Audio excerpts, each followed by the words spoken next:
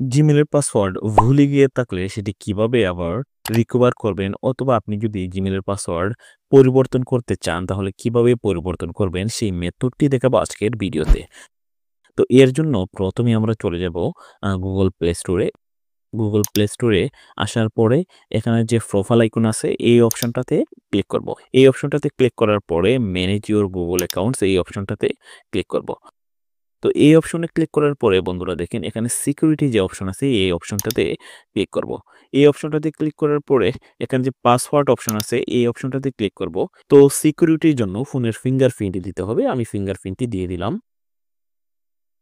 তো ভিউয়ার্স দেখেন এখানে দুটি বক্স শো করতেছে। প্রথম বক্সের মধ্যে নিউ পাসওয়ার্ড এবং নিচের বক্সের মধ্যে কনফার্ম নিউ পাসওয়ার্ড শো করতেছে। অর্থাৎ আপনার জিমেলের পাসওয়ার্ড রিকভার করতে অথবা পরিবর্তন করতে আপনার জিমেলের পুরাতন পাসওয়ার্ডের কোনো প্রয়োজন পড়তেছে না।